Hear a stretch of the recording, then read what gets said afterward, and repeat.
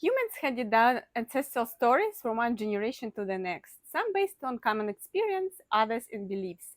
Belief system, legends, folklore, and superstitions have evolved to attempt to clarify, to understand things which cannot be understood throughout the reasoning of scientific observation. They help in the search for the deeper meaning in life and explore the worlds of the spirit, of emotions, of instincts. Faith methodologists and the imagined worlds of fairy tales and fantasy have continually inspired European goldsmiths and sparked inventiveness in design. In Catholic countries such as France, Italy, Spain, and southern Germany, jewelry featuring religious scenes and figures had always been worn as a sign of faith, particularly pendant crosses and depictions of Virgin and a child in veneration of motherhood.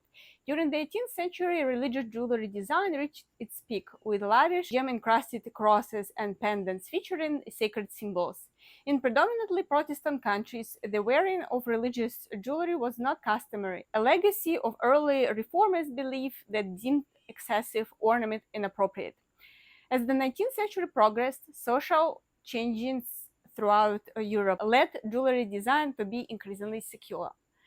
Britain, however, was to prove an exception. The revigoration of classical art and architecture from the Gothic revival period and new religious movements calling for moral seriousness and expressing faith throughout works of service and art led to a surge of church restoration and building.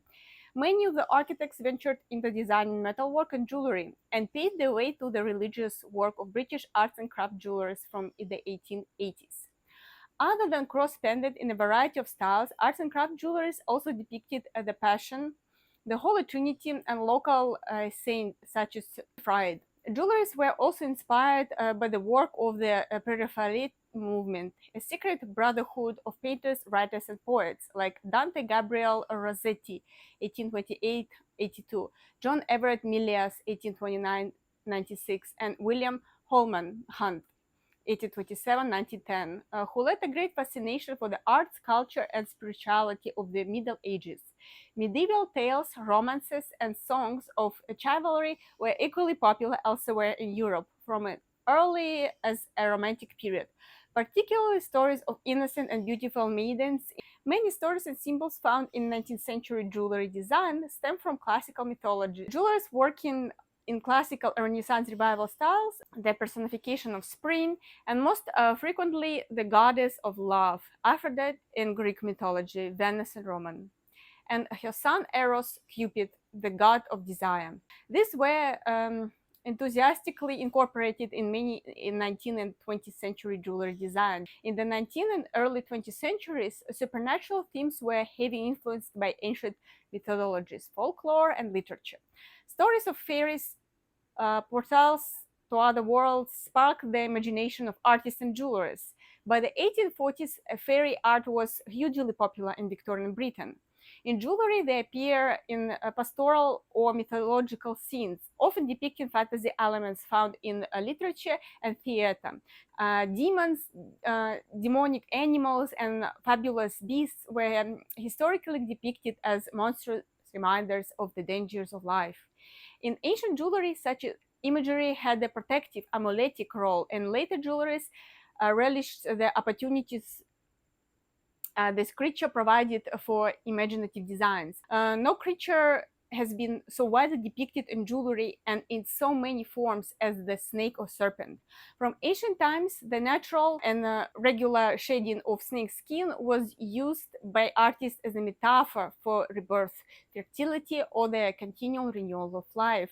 And jewelry depicting snakes were worn as protective amulets against the evil eye. The design possibilities offered by this motif with its rich and variety symbolism, appealed in particular to French Art Nouveau jewelers. Medusa, one of the three monstrous snake-haired gorgons from Greek mythology, whose gaze would turn people to stone, was another prevalent theme in Art Nouveau jewelry. Perils of the sea and its monsters, including the sirens, part women, part bird, who lured sailors to destruction with their captivating song.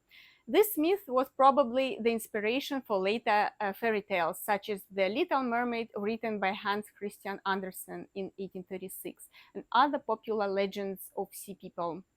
Mermaids and mermen, with their human torsos and fish tails, fired the imagination of Art Nouveau jewelers, who delighted in crafting their sinuous sensual bodies. In the chivalry and romantic medieval legend of Tristan and Isolde, another source of inspiration for jewelers, mythical sea creatures and fantastical ships abound. Since its early beginnings, jewelry has been closely associated with cycles of life, none more of than the celebration of love and marriage. In Europe, since at least the Roman period, the giving of tokens of affection to express love or to mark the commitment or union between two people has been commonplace, in particular the giving of rings. The bridal couple promise faithfulness and trust, the eternal matrimony, and the circular from the ring represent eternal love. Symbols of love were ubiquitous in jewelry design during the 19th and 20th centuries, and jewelers could call on a wealth of motifs from history. Venus and Cupid, animals and birds, such as billing doves, storks, and crows, then made for life. Flowers such as roses representing love, or ivy for fidelity, and most of all, hearts in countless variations, from protective amulets to heart pendants.